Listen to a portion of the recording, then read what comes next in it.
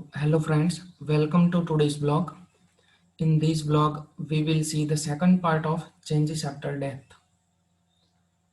So let's continue.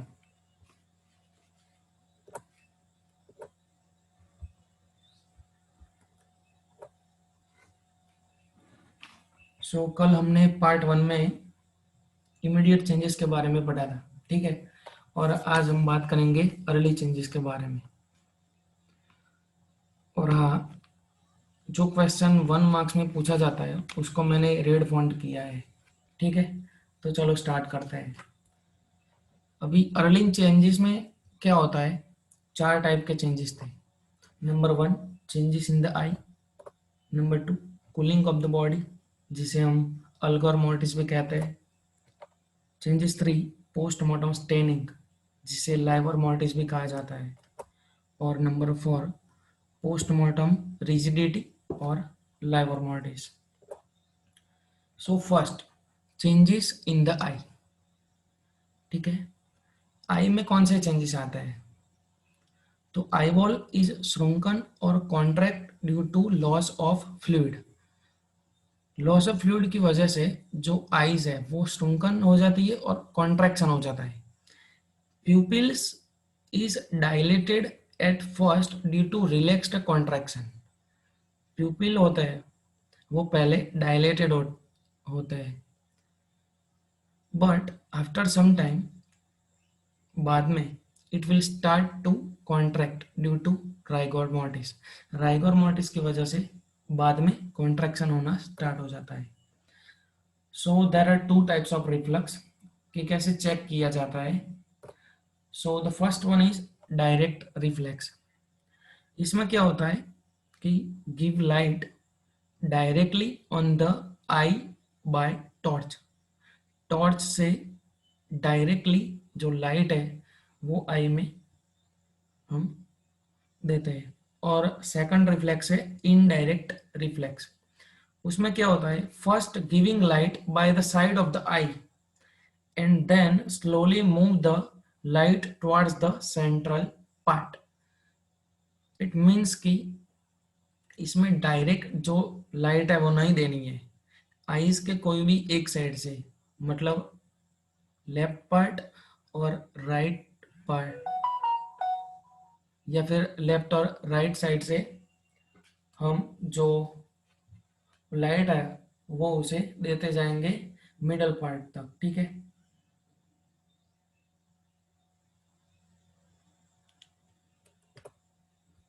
If the person is dead, there is the reflux will not present.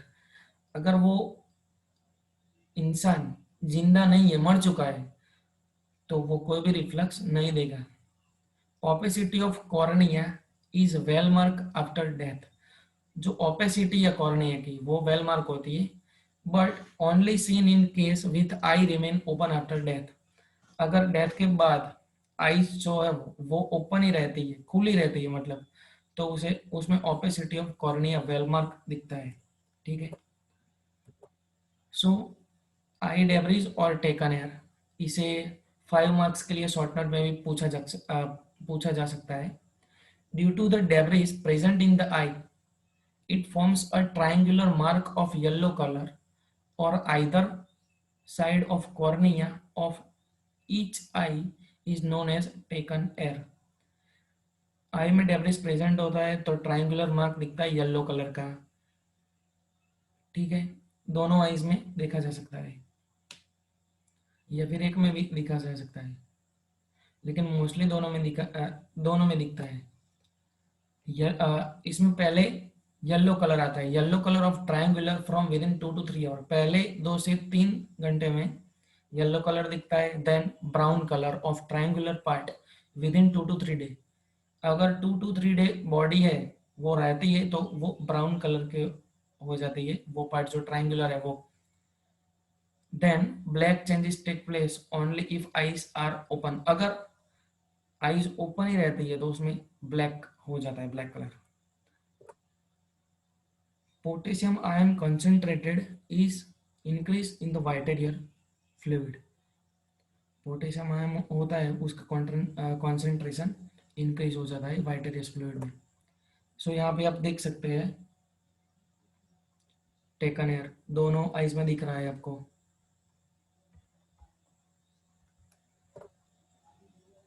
So now cooling of the body, जिसे algor mortis भी हम कहते हैं। So glucose is basic energy present in the body. Glucose जो है वो हमारी body के लिए बेसिक एनर्जी है। Heat is produce due to utilization of this glucose. जो हीट प्रोड्यूस होता है अगर ग्लूकोज का यूज हो तो by ATP during the process of respiration etc. The process is normally present in a living organism. ये process है वो लिविंग ऑर्गेनिज्म जिंदा इंसानों में होती है। But in a dead person there is a cessation of above process. The glucose will not utilize by ATP, there will be no any formation of it, so body start to become cool. अगर इंसान जिंदा नहीं है तो ये process नहीं हो सकती है क्योंकि उसमें यूटिलाइजेशन नहीं होगा। ठीक है। In the living person due to the presence of oxygen process is known as aerobic glucosis. जिंदा इंसानों में ऑक्सीजन प्रेजेंट रहता है, सो इसलिए इस प्रोसेस को एरोबिक ग्लूकोसिस भी कहते हैं। और ये जो है वो हीट प्रोडक्शन को रेगुलेट करता है। while in dead person due to the lack of oxygen there is a anaerobic glucosis, so energy it not produce, so body become cool। O2 कम होता है तो उसकी वजह से अनएरोबिक ग्लूकोसिस होता है और एनर्जी भी प्रोड्यूस नहीं होती है, सो बॉडी है वो कूल रहती है। Temperature is measured in dead person by putting thermometer in rectum using mostly, then also axilla and below tongue we can measure, but mostly thermometer in rectum is used for measuring the temperature of dead body। आप यहाँ पे देख सकते हैं। Time of death can be measured by, time of death कैसे पता चलती है? तो नॉर्मल बॉडी टेम्परेचर में से रेक्टल टेम्परेचर को माइनस किया जाता है and the rate of falling of body is temperature per hour. ये एक मार्क्स में भी पूछा जा सकता है कि टाइम ऑफ डेथ कैसे मेजर किया जाता है। But some factor affected this ratio as follow.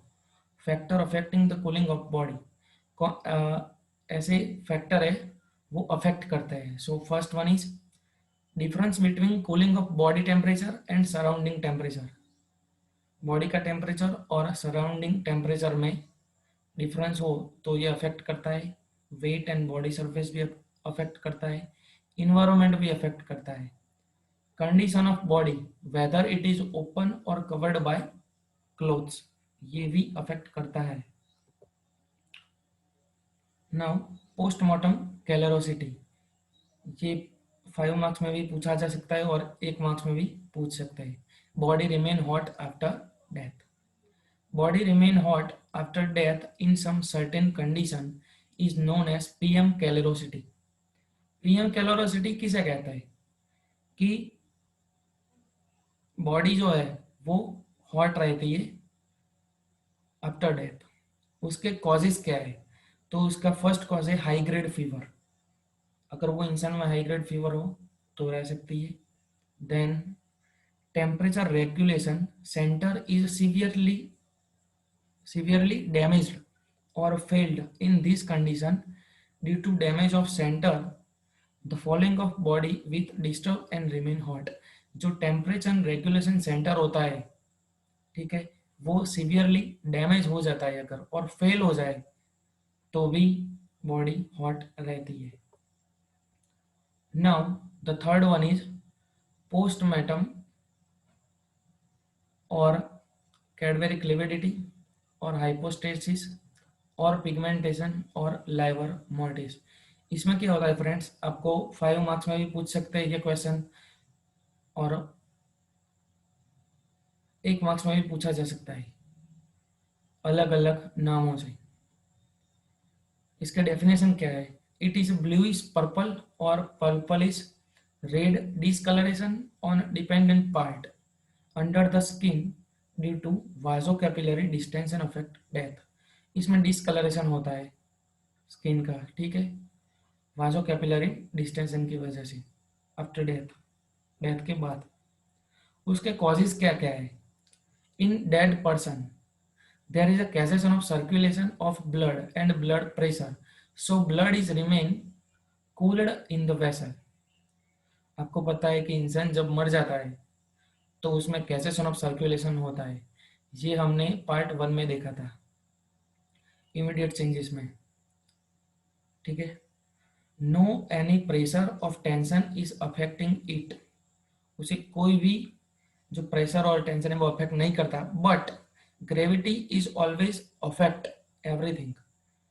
जो ग्रेविटी है, ग्रेविटी के लॉ है, उसमें भी समझाया गया है, ठीक है, कि वो हर एक चीज पे अफेक्ट करते हैं। So it is also affected to collected blood and blood start to be collected into the direction of gravity and PM lividity is occur, ठीक है। Factor affecting the depending part, कौन से फैक्टर ऐसे जो depending part को affect करते हैं? Depending part क्या है वो मैं आपको समझाता हूँ। सबसे पहले वॉल्यूम ऑफ ब्लड अफेक्ट करता है, then second one is how much time blood remain in fluid condition after death. अगर वो इंसान मर गया है, ठीक है, तो कितने टाइम तक ब्लड जो है वो फ्लूइड कंडीशन में रहा था। Third one is usually found in American people due to the fairness of skin. Fourth is usually it is seen within 4 hour and maximum within 6 to 12 hours. ये चार घंटे में दिख जाता है, लेकिन मैक्सिमम 6 to 12 आवर में दिखाई देता है। Extent up to putrefaction, age, sex and body breed. अभी हम देखते हैं कि प्रेजेंटेशन, ठीक है। सो अभी मैं आपको यहाँ पे समझा रहा हूँ कि डिपेंडेंट पार्ट मतलब क्या है। डिपेंडेंट पार्ट मतलब कि आप यहाँ पे जो सेकंड इमेज है ये वाली, इसमें देख सकते हैं कि बॉडी का जो कौन सा पार्ट है वो यहाँ पे टच कर रहा है, जो पार्ट इसे टच कर रहा है उसे हम डिपेंडेंट पार्ट कहते हैं। यहाँ पे presentation, in which part it will seen, ठीक है। सो फर्स्ट वन पहले है supine position, well mark on neck and posterior part of body. सो ये अभी है, ये सुपाइन पोजीशन में लेटा हुआ है इंसान, ठीक है। तो इसमें हमें प्रेजेंटेशन किधर मिलेगा? सो वेल मार्क ऑन नेक, इधर नेक पे, और पोस्टीरियर पार्ट ऑफ बॉडी यहाँ पे, ईयर लोब इधर, then nail bed are always side for PM lividity, occipital ये वाला part, shoulder, gluteal region, those parts are rarely involved due to the compression of particular part in supine position। Number 2 standing position मतलब कि hanging position भी कहते हैं उसे।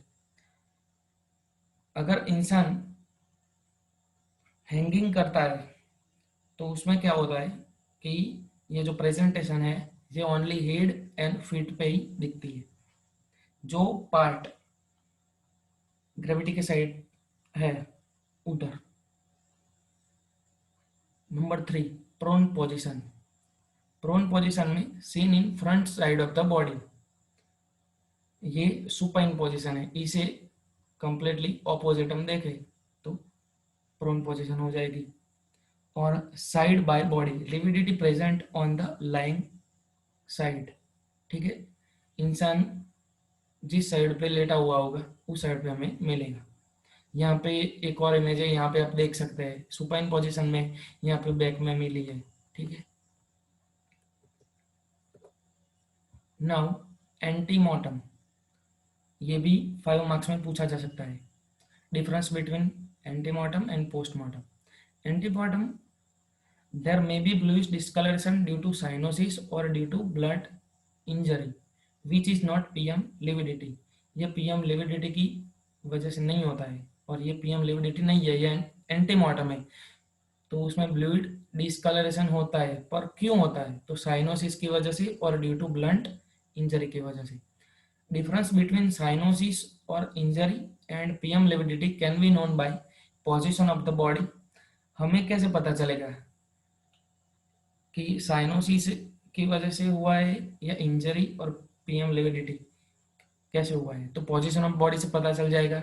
Sign of injury like swelling, अगर injured हुआ होगा तो स्वेलिंग रहेगा। Scratches, cut etcetera on the affected part.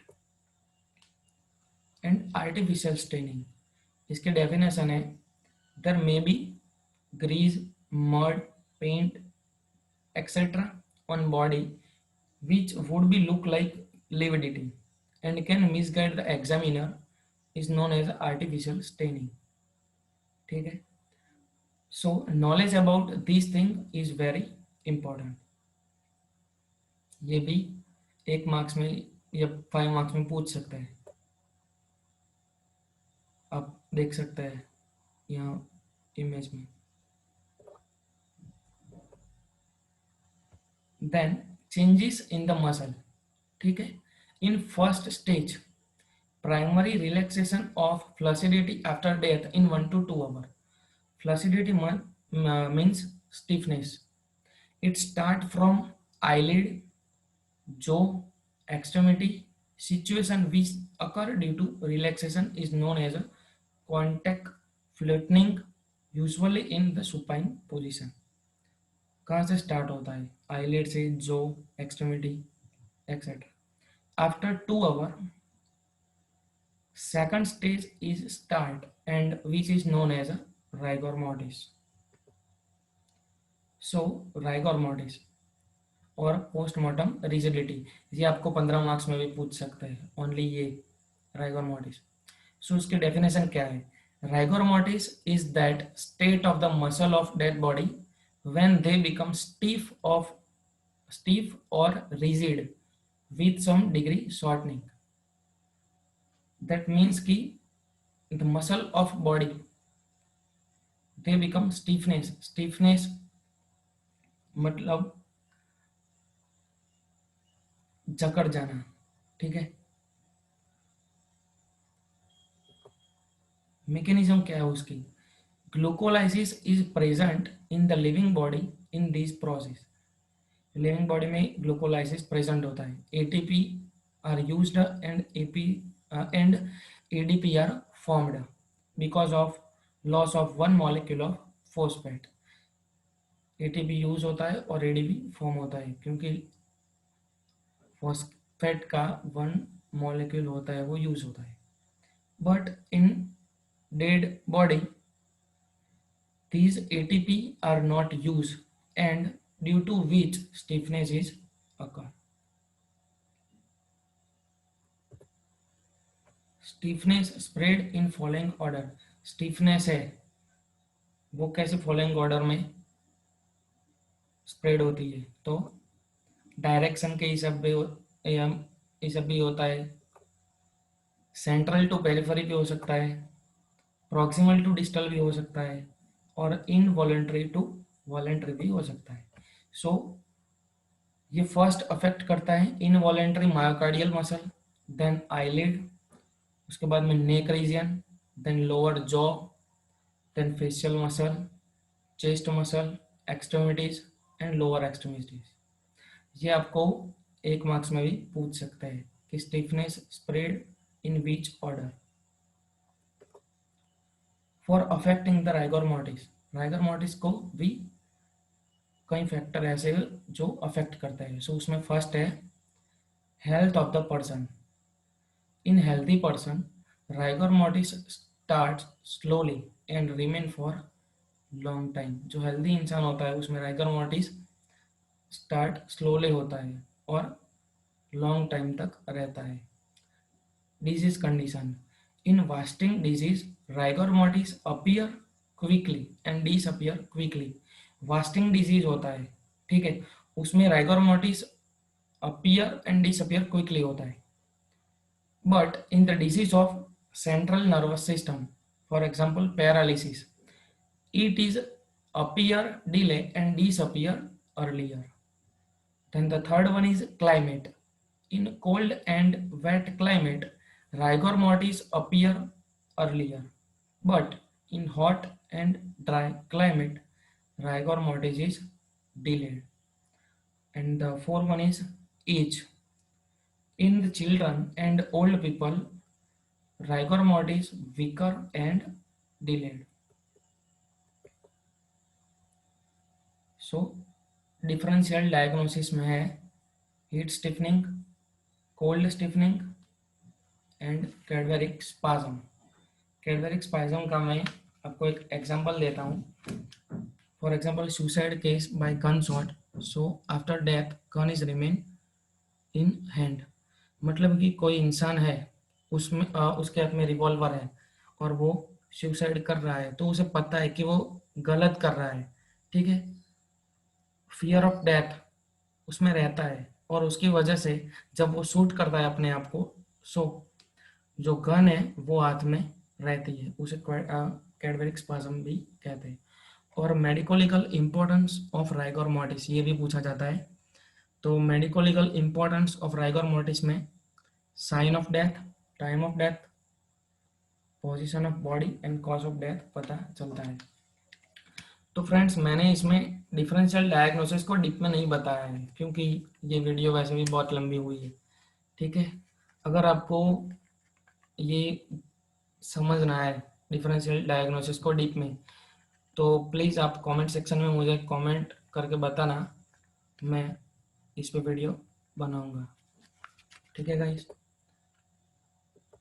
So thank you so much guys, please like share and subscribe करना मत भूलना। और जो लोग मेरी चैनल पे पहली बार वीडियो देख रहे हैं वो प्लीज़ वीडियो को सब्सक्राइब करना ना भूले, और हाँ please press the bell icon so you get notification of my upcoming video.